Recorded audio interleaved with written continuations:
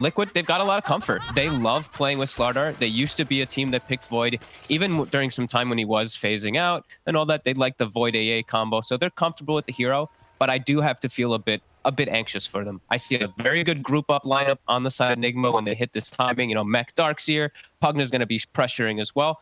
I think Liquid might falter to that if they don't set up perfect team fights with that Void Chrono and that Warlock.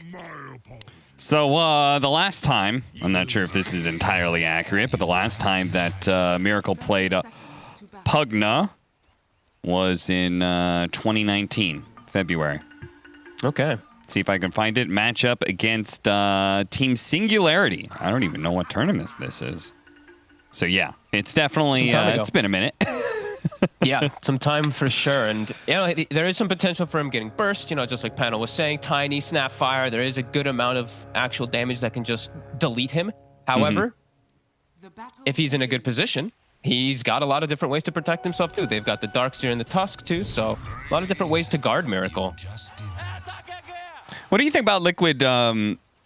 I feel like this game represents a change of pace from them, considering what they were running at the Singapore Major, which was like 3 semi-cores, a very fast lineup that usually would get outscaled. Here, they've got Slardar Void. Like, I feel like this is kind of somewhat epitome of late game. They're actually giving Mickey a hard carry to play off of rather than their usual shenanigans. No, I absolutely agree. That's why I was saying, like, I feel like they're going back to their old forms of, like, all right, let's look for these big fights rather than this constant aggression and just having stable Mickey on, like, a jug or something like that. So Mickey eats the whole tag team, gets a nice little time walk to start off. So I haven't been seeing too much of these double melee with the Darkseers. It's not been, like, doing badly. It's just it takes time to be able to build up that pressure. So glad to see teams are still willing to go for it. We'll see how they do and how much pressure they are able to put onto a Faceless Void with a Warlock behind. I feel like that's one of those combos that, like, it used to be Warlock Spectre, you know? That was a combo that's just like, okay, we will endure. But I have to imagine Faceless Void is going to be even harder to pressure. Yeah, I'm trying to remember the bans because they picked Warlock and then Nigma picked the Darkseer right after. So maybe they were going for like, okay, if you go for the Spectre, you know, we're gonna be able to have our own Spectre later on too and stuff like that. And Darkseer versus Spectre might not be that bad, but they actually go for Void instead. So some switch up perhaps. I can tell you that Spectre was not banned. Okay. So it was still out there, but Nigma did opt to take the Much Faster rune. I'm super interested to see this Luna at work and whether or not we're going to see the shard pickup. Do you think that's legit? I think with Grimstroke it is, because you can get the double bounces in bottom. Speaking of the Luna. Getting very, very low. ILTW will be okay, though. We have to mention the power of this lane, right? Snapfire, I know we've all been talking about how it's kind of been moving to that 5 position exclusively, but damn, with Slardar, this actually sounds like a pretty hot lane. Level 3 comes around, 100 bonus damage, -8 armor. They're going to pack a punch onto this Luna, even if she is one of the higher armor heroes in the game early on.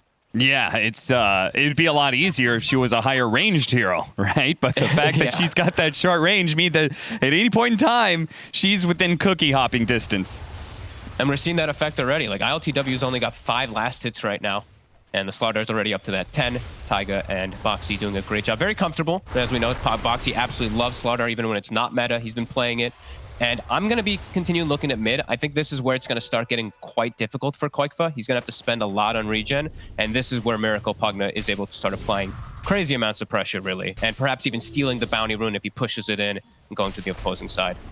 Yeah, you could already see Koikfa like ferrying in regen because he knows he's going to be pressured really heavily and he can't afford to just be backed out of the lane. Otherwise, he's going to lose his tower super early. Oh, is Kuro's doing the move. So he's actually the one invading on the Grimstroke to try to steal this bounty rune away, or secure it at least with Miracle. Deny it from Koikfa. Oh, they're going to sandwich him maybe. Koikfa, oh, he's going up that high ground. Now he's dead. He's dead, and he's not even going to get the bounty rune for these efforts. Great move from Kuro. And I'm sure Koikfa is probably talking to his teammates going, guys, did you know he was missing? Did you know he wasn't in lane anymore? And Sania, meanwhile, he's also going to go down. Mickey is going to try it and finally does manage to get the bash. He'll take off some of the damage that he received, so support's being traded out in the top lane. That's huge. Right, the Luna's not farming great anyway. Kuro makes a heads-up move, shuts down Koifa, enables Miracle, and as we said, that's already a tough lane for Koifa. He's gonna start really falling behind. The tower pressure is gonna start coming out bottom. Oh, still got him with the cookie, and the vision will allow them to be able to get the final blow onto Kuro. So a little bit of vengeance for what happened to Koifa earlier. Speaking of Koifa. Is Miracle just... Okay, let's see what he's running. He's not going to be able to stop it. Koifa will be able to secure himself that water rune. I was a bit worried because I see the boots on the Pugna. You get 375 move speed, 300 move speed, tiny. But yeah, Koifa gets the rune at least. Yeah, they don't really have the best heroes to rotate around. Time Walk pulled back into his doom. What a combo from Nigma, and they're going to keep the chase up. They do not want to let Insania get the experience for this creep wave, and they'd love to have the extra kill as well. Insania, having no tangos to be able to juke his way around here, should be kind of stuck and slowly burnt out. Things going very well for Nigma in this Game 1 early laning phase. Yeah, even with that bottle, we saw GH takes the bottle from Mind Control, grabs the bounty rune earlier. That's why they have so much mana up here to be able to apply that pressure onto the Void. As yeah, works out. Luna's still getting pressured. ILTW, yeah. He still is suffering quite a lot here, but some nice big moves from Nigma. Do you think go for these kills? They can afford for the Luna to have the worst laning phase of their 3 cores, rather? As we're probably going to see him go down again here. They're going to rely on the Inkswell stun to be able to get ILTW out of here. Boxy not going to go chase him down and let the Luna live for now.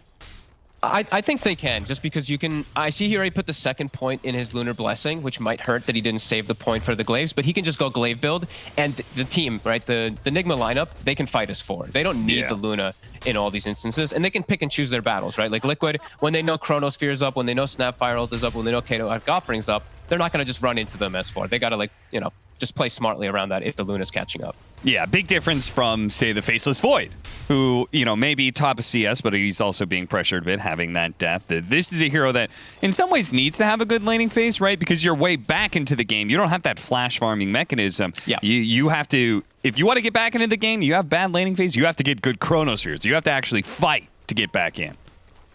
Yeah, no, absolutely.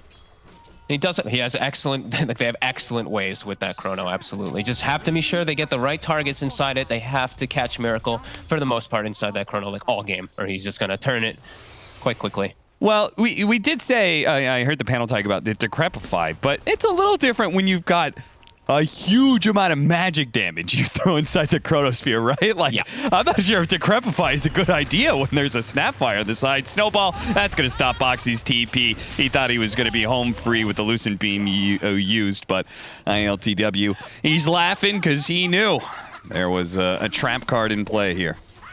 And he actually, okay, he puts the 3rd point in the Blessing, so he just wants to have that high damage when they do rotate to his lane. I mean, if they're grouped up, that build is going to be that much stronger, right? Everybody's going to have that extra 25. And when I look at Nigma's draft, it is a lot about that, like, timing. They're going to hit a peak timing with, like, this mech on Darks here with Pugna pushing, and Luna's just going to group up as 5. So you can see why he's doing that.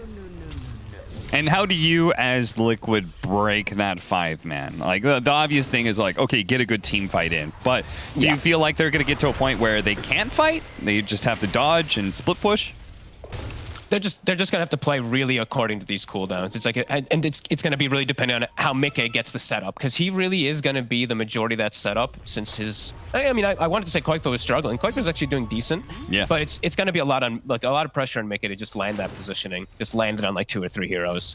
Hey, they have fun too. At least we have got Tiny. Like Koifa, when he gets Blink, he can toss heroes into the Chrono, as we used to see. Yeah, that's true.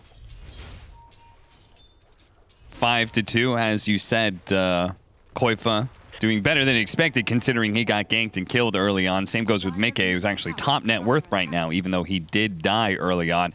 But that is kind of what we were saying from the beginning, is that in comparison, Mickey's doing very well because ILTW was pressured so much in lane.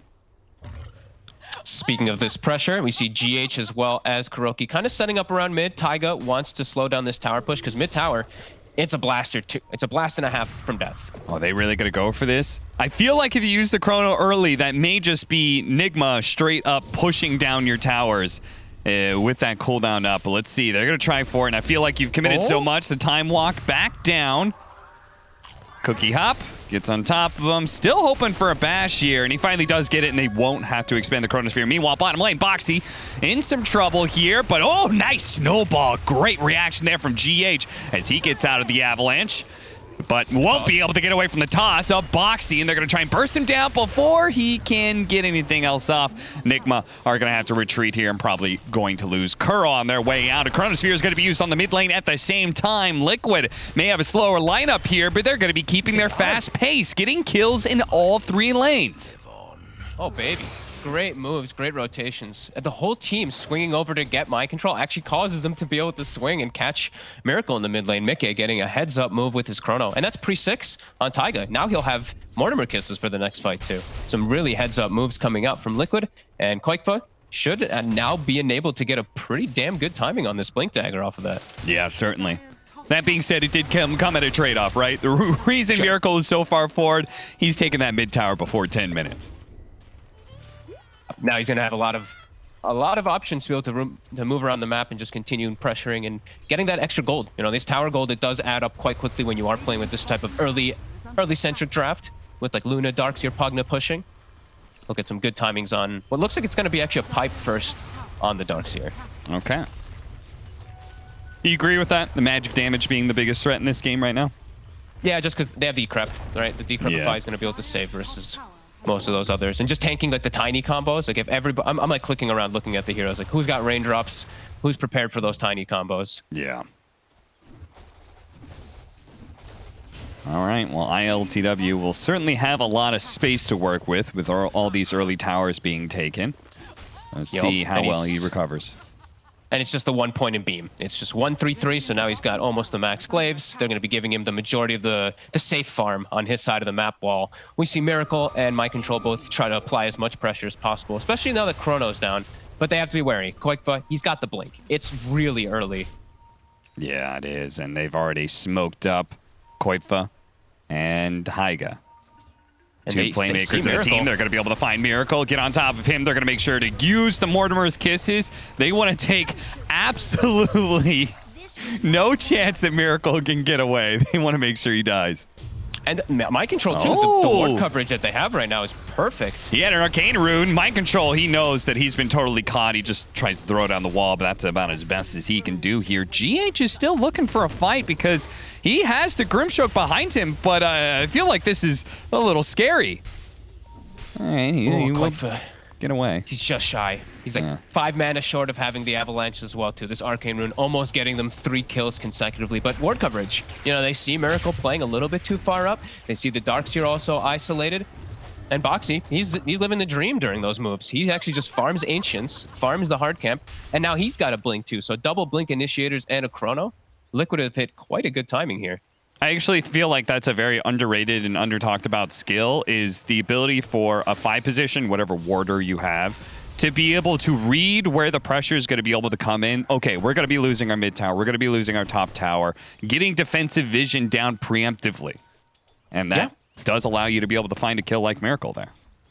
And just being set up for it, too. You know, just Taiga kind of chilling in the area, waiting for an opportunity. Liquid now? Or sorry, Nigma now, looking for an actual smoke rotation to try to slow down Mickey, because he's starting to get a bit too much farm. You know, he's getting all these kills. He's not getting pressured almost at all. Oh, big kill. If they can get it, the silence is going to go out. Mickey can't actually get rid of that silence because of the Decrepify, a nasty combo that we've seen a number of times before. And Nigma put it to good use here. I really love Grimstroke Pugna in just multiple different forms of combos too, right? The double Decrep, double Drain, the Decrep plus that Phantom's always fun. Yeah. As Nigma will get some pressure out, but Liquid, they're also going to probably be able to just take out the bottom tower in the meanwhile. So that's going to be their first tower of the game. Net worth very even, 6-8. Nigma doing about like, I don't know, you'd probably put this game 50-50, right? Like, Nigma is doing what they need to do, but the pressure is on them to take more and more map control. Absolutely. I'd maybe give like a slight favor to Liquid just because like these blinks are so early. Like sub 13-minute blinks on both mid and the off laner. Your Faceless Void lane is doing quite well too. So Yeah, maybe giving them the slight edge as they do have that crazy scaling potential. Oh, missed Boxy? out Ooh. with the stun there. The TP is going to be coming in from the Tiny. GH is surely caught here. No way out for him. And, the damage that's going to be coming out. This minus armor is going to start. It's going to be ridiculous whenever they connect. The Solar Crest almost done for Taiga. Yeah, and I think one big point is if you, as Nigma, lose too many heroes in a row, they can actually take Roshan from you. And that is like a big momentum staller right there. If the enemy team that is the better late game picks up the Aegis, that's rough. Mickey, can they actually get the pick off on him? Oh, they got him before his again. team gets there? Pull them back in. He's not getting away from the drain. The silence is there. They're going to throw out the golem, trying to interrupt things. They can maybe still win this fight. Soulbind latching on in. No, Boxy not able to stay on top of Miracle. He's actually getting some heals out. The double suck going off onto the golem there. I actually didn't know you could Soulbind onto the golem. I guess it's a hero unit, right? Yeah, I mean, he probably clicked the golem then, and it's attached to the other hero, right? Yeah. I guess that's the way he must have done it. And hey, I guess they can go for their own Roshan too. A tag team with Medallion. Does die pretty quick. I also want to point out GH has kidnapped Mind Control's bottle the entire game so far. He never gave it back. This is mine now. I thought maybe it would go the other way. The supports are going to be feeding Core's bottles, but apparently not. Are they going to make it in time? They have Chrono, and they have the Mortimer Kisses, but they won't be able to. Do A they little look bit too for the fight? slow. They do have Mickey here. They're going to try and get what pickoffs they can without using the Chronosphere. Mind Control is certainly stuck in the pit, and they will manage to get 2 kills. Looking for more now. Koifun Boxy leading the charge with their Blink Daggers.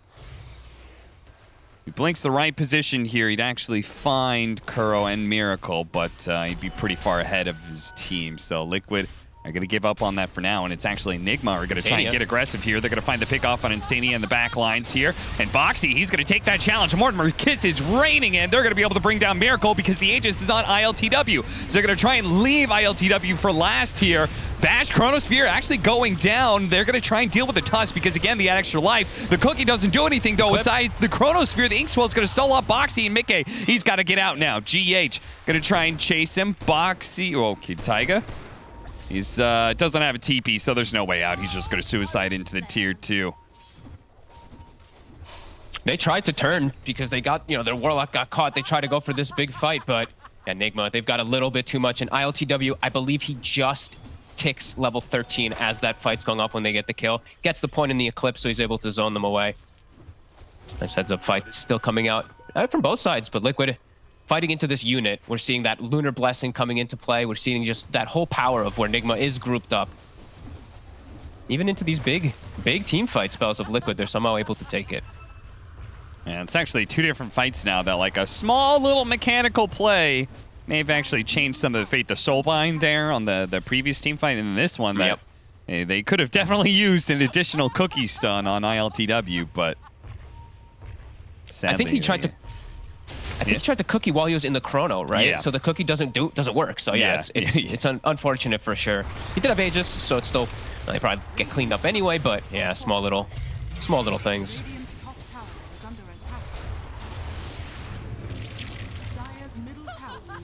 See if they are going to be able to take this tier 2 early. They're not. They're going to back up. There's, a perfect item for Liquid's draft and style of this game, the Philosopher's Stone. They're trying to take it to the later stages, get that Philly up on Insania or on Taiga. Watch that replay again. We'll see the initiation from Boxy. They very easily blow up Miracle here, and that's all fine, well, and good. But ILTW, this is about the time he's pumping out some serious damage, and sadly, the Cookie that comes in here, not really doing anything for you, so ILTW is just able to get off the Eclipse, and that's kind of that. Yeah, I do want to point out just the distance that Nigma can poke and prod from. Lucent Beam, they've got the Stroke of Fate, the Pugnablast, so many spells they can shoot from a distance as Insania gets caught trying to de-ward there for a moment. And yeah, Kuroki skill build this game. Since he has a ranged carry, even though he has Tusk, he only has the 1 point in Inkswell. He's got 4 points in Stroke for that range spam that they've been doing, and then the Phantom's Embrace since it's so efficient versus Void. Yeah, I really like this. He's got the Decrepify. The Rend damage is really insane, especially if they Decrepify when it goes off. So I do like this choice quite a bit from him. Yeah, even the talent. Like, if he chooses to take the DPS talent, it's like 780 damage when it's maxed out on Phantom. It's one of the higher burst damages in the game, but I don't think I've seen like anyone take it because the other one's just so value. Yeah. So we have Liquid. They hit a timing. They got their blink daggers. They took, you know, 1, maybe 2 okay fights, but now it feels like that timing's gone. And I'm presuming the next timing is BKBs. I mean, that Faceless Void feels like it needs one really badly. Oh god, he's going for the S and Y because he's probably just feeling like the leash and all this is going to be just devastating for him, even if he has BKB, because he's playing versus that Grimstroke.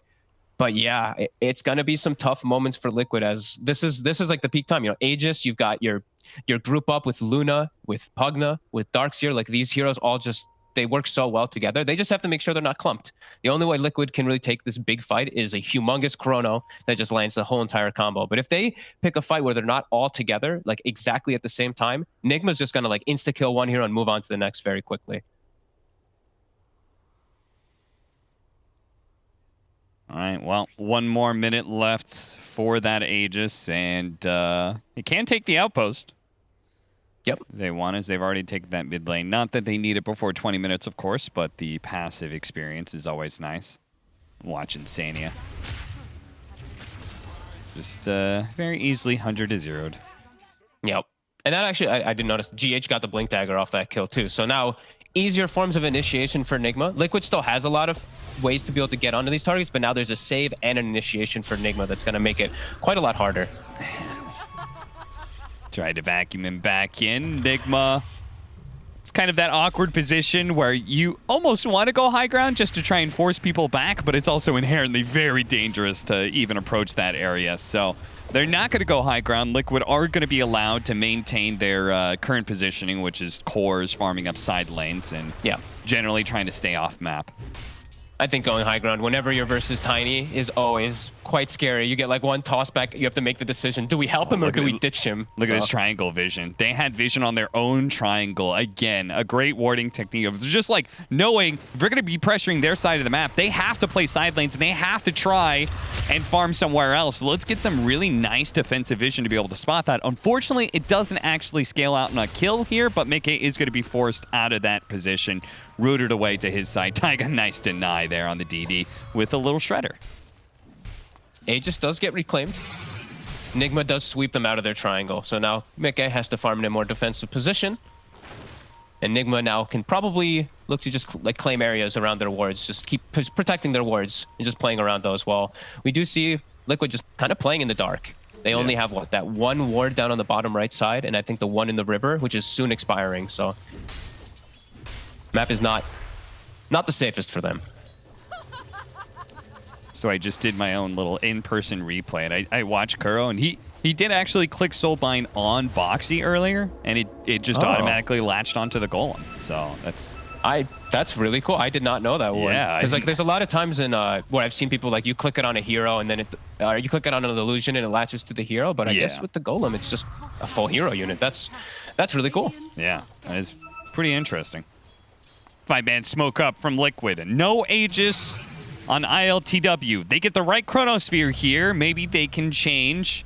Unfortunately, it's fine. They're going to be able to get it. Immediately, the Mourner's Kisses are raining in. They're going to try and burst down ILTW as quick as possible. The Mourner's Kisses run out as the Tusk was able to stall that out. ILTW, a sliver of HP, and he finally does go down. Mind Control put him back into the wall, but he's certainly dead here unless he gets super lucky and jukes all this out. Into the trees he goes, hiding away, but Koifa, like a bloodhound, sniffs him out into the trees. 4 kills for Liquid off of that team fight.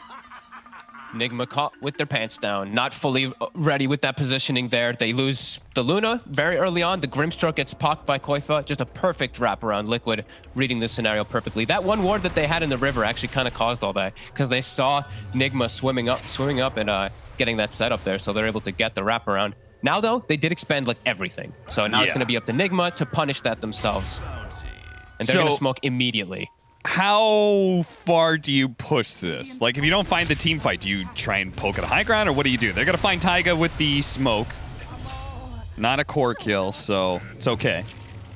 I think you're just swinging for kills with this trio, or maybe even with the 4 of them. You just swing for kills, and the Luna just deals with pushing out the lanes at the moment. Just keep looking to just claim any type of advantage. Claiming triangle is still a little bit scary, but if they're willing to try, they still have a good opportunity, and it looks like they're actually gonna try. Well, you called it. They smoked, found a kill. Smoke, go again. Boxy blinking into the river here is going to be chased down, pulled back in by the vacuum as well.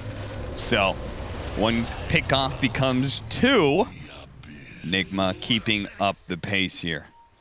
Yeah, Koifa just trying to shove the bottom lane as fast as possible so he can drive that attention from Team Nigma down there so that they can get more time to be able to have their chrono. They just want to buy time right now on Liquid to be able to take a better fight when they do have those spells up as GH. He's on the prowl. He's gonna find him immediately. Walrus punches him, catches him. Koifa pops that haste rune. Now he may still be caught, especially since they've got the snowball to see where he's kind of going.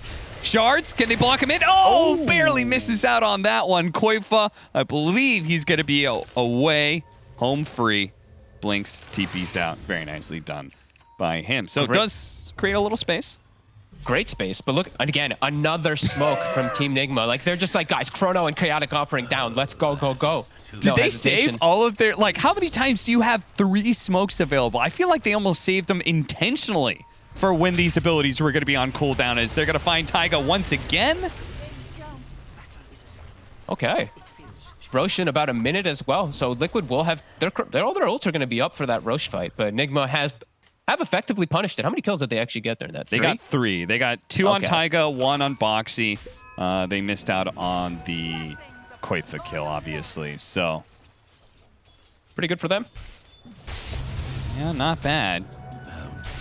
Oh, got the shard pickup for Insania. See Mickey with the Scotty next item. I believe. Does Luna have her BKB? She does. She's very farmed, almost level 18 too. Mickey has hit 18 though, so he's a little bit ahead on that front at least. And he does have protection. He does have Manta to at least cover him a little bit versus like the Phantoms and the Silences and the Decreps and all that will be annoying him a lot. Okay. Miracle, he's gone all positioning, right? Octarine to tank up and just how valuable the item is because it builds up from that Aether Lens and then Blink. Yeah.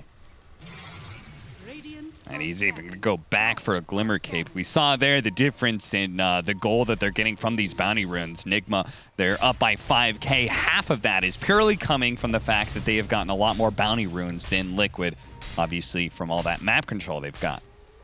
Yep. And Liquid now, BKB's up on Boxy, so he has a much easier time just getting into the backlines, which, you know, if we see Liquid get the hit their spells properly, when they can get these opportunities to wrap around, they still have good shots in the fight. It's a lot harder for them to actually get through this annoying Darkseer who runs right into the front most of the time.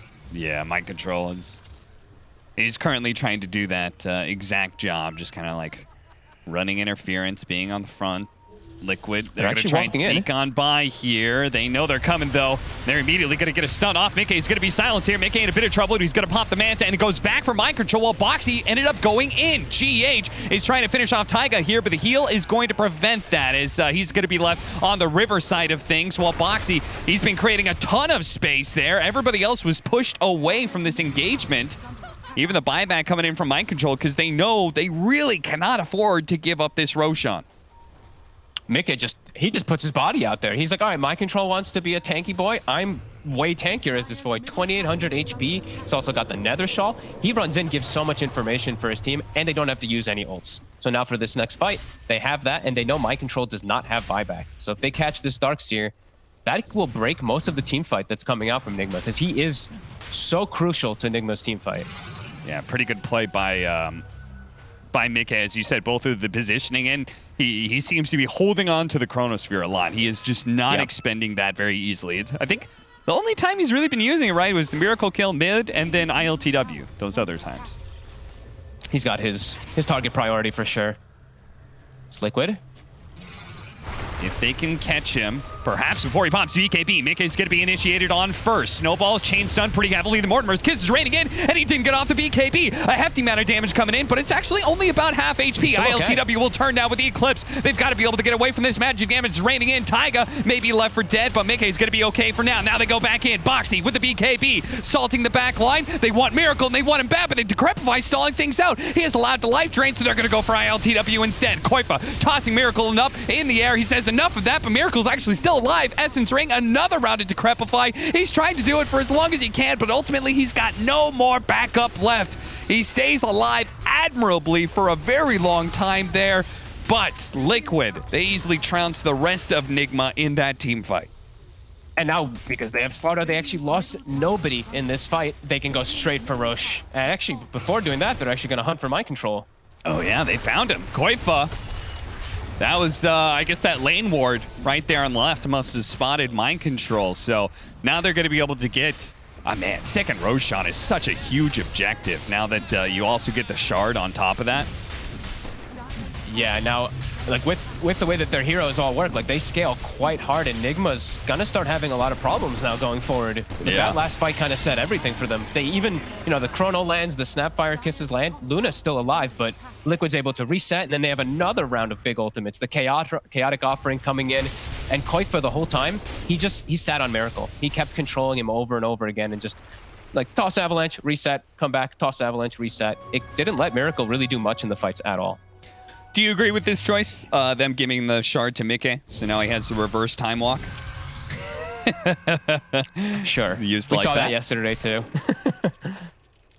You can do some fun juke plays. You can dodge some spells. Yeah. I feel like the cast range is actually what makes it legit. That is absolutely fair. Yeah, 400 cast range definitely just makes it worthwhile as Chrono. I mean, it is everything. I forgot that it gave 400. I thought it was a lot less than that. Yeah, that is dude, quite a lot. Why is it 400 and it gives a second ability? I feel like Ice Spark's going insane with these shards for carries, man. Yeah, that's actually quite crazy. And they already have the shard on Boxy too, and his is really valuable too. So I mean, yeah, it's absolutely best one for Void. He's like, go ahead, you've got a new ability. Oh, and minus 2 seconds cooldown. Or increase cast range as well. It's like, what? Or make it heal, and strong dispel, and do extra damage, and do something. I love it. It definitely feels like these shards are no longer like this fun, like slightly optional thing, but they're very rapidly becoming core to some of these heroes. Yeah, for some, for sure. But then there's other ones, like, you look at Pugna's and you're like, in very rare situations, is this going to be valuable in comparison? As speaking of Pugna, Miracle. Yeah, he's very far forward here. That was crazy. Kind of insane. And Mickey. Mickey's got Chrono at the ready. He's kind of looking for a hunt to catch something. Didn't quite see him. He almost has Scotty too, so I feel like in some ways it'd be nice for them to just chill out and fill that up. Koifa does have his Aghanim Scepter, so now the Tiny can pump some serious damage into the Chronosphere as well. We're going back to the point where you probably need a Decrepify to save those units from the tree volley that's going to be raining in. Boxy currently hunting with an Invis Rune. Level 18 too, so we've got Max Corrosive Haze that applies with his Slithering Crush. Oh boy.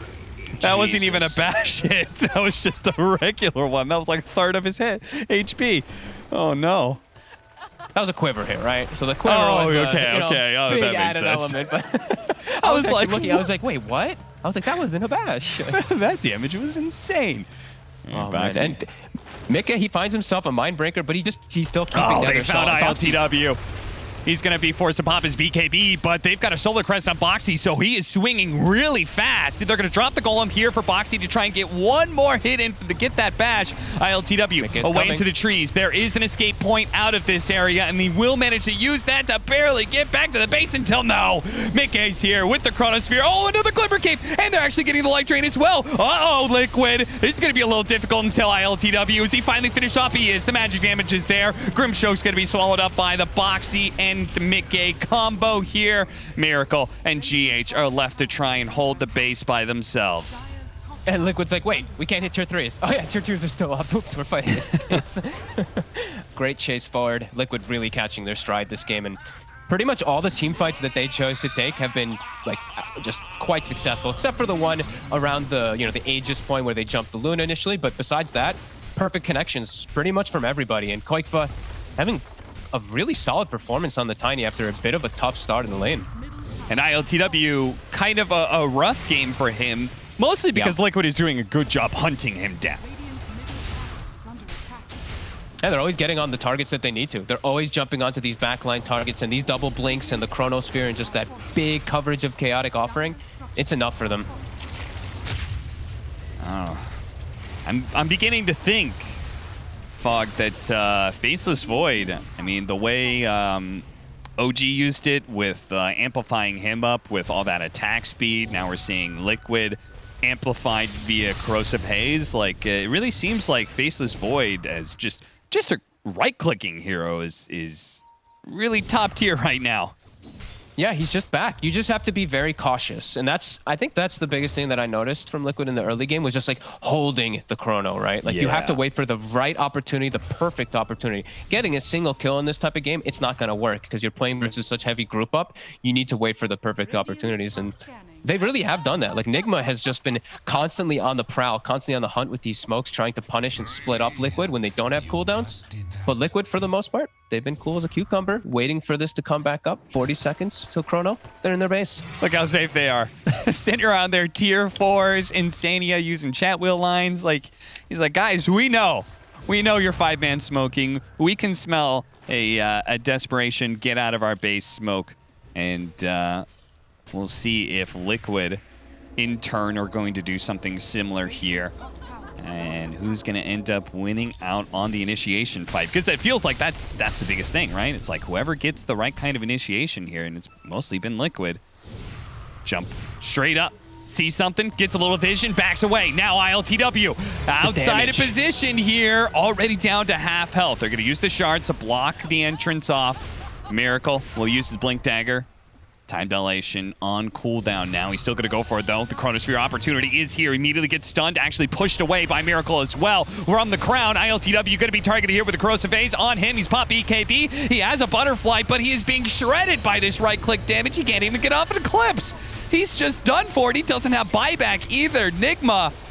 Oh, my dear. control just disappears. I mean, the Tiny and the Faceless Void are doing so much damage thanks to the Corrosive Haze. I'm beginning to wonder, like, why aren't more people picking Slardar like BSJ has been asking for? I have to agree. It's looking real good, and Boxy's so comfortable with it. And they still have Chrono. They didn't actually even have to use it in the fight. Mickey he just right-clicked the entire time. And this time, I mean, he's using the rewind really well. He keeps on getting vision. Now he's going to make the commitment here. Okay, LTW's not buying back. Let's go ahead and take down Miracle. Oh. Slight pause here as looks like we had somebody's PC froze, but... I crashed as well, actually. Oh, really? It was just them. Yeah, I was like, was it me? Is it them? What happened here? Everyone's just standing still. Well, I have to wonder if Nigma are perhaps considering a GG call. They still have the tier 2s up on the side lanes here, so even, you know, they're going to lose this fight and stuff, and they're probably going to give up their mid lane of barracks, but they can hold on if they want to and see if Liquid wants to hit some tier 4s or something like that. I think they've fully lost their stride in this game. Liquid just have cruised in these last few, like 3-4 team fights in a row. He's too tanky. He's too big. The fact that your Void can just time walk in over and over again like this and you can't punish it just says everything. It's a 4,000 health Void with a cheese. Yeah, I like his build too. It's a very tanky build, right? He built Manta to help deal with the Phantom's Embrace and the Decrepify. Just a value Sange to be able to deal with various stuns, nice status resistance. And now a Scotty, so 4,000 HP almost. Yeah, it looked a little scary, right? Because he went Maelstrom and then he went like Sage and he got killed like twice and they went S and Y. But then when he disassembles, it all starts to make a lot of sense. Yeah, this is some good stuff from Liquid, just being able to take this fight. And Nigma, this was a very timing-based lineup that they wanted to get an advantage and keep pressing that advantage, but Liquid didn't really ever allow that to happen. I think the highest it ever went was, what, 5K gold lead? I don't think the experience ever even went into Nigma's favor. So, yeah, Liquid taking all these heads-up fights, and it's around that vision, right? Like, I noticed, like, the few times they did have vision where they got these big wraparounds was huge for them. Yeah, certainly. It also feels like Luna's just... Am I wrong in saying I feel like she's pretty hard countered by just having these... Like, Corrosive Haze makes it so... Like, her one idea is, like, okay, she at least has a lot of agility, even if her HP pool is squishy.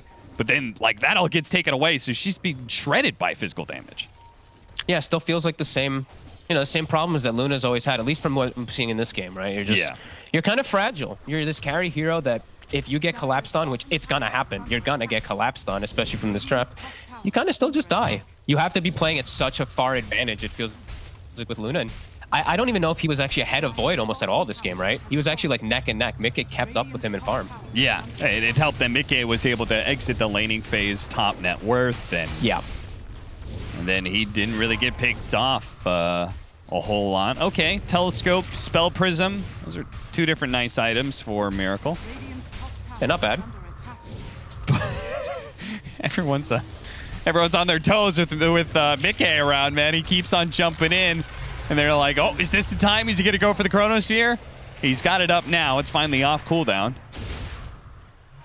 So what's our ward duration? Now with the Spell Prism and the Octarine, okay, you can actually have 2 wards down. LTW, you got to be careful. That Butterfly doesn't protect you against those tree hits. The Decrepify for a moment, but look at this. That damage. The Fatal Bonds set up off of a nice Chronosphere. Insania collects 3 of the kills, and Mickey will get the other 2. The friendship duo that has gone through the test of time from Heroes of New Worth to now Dota 2 stays strong. Look at those 2 lads as they're able to finish off the game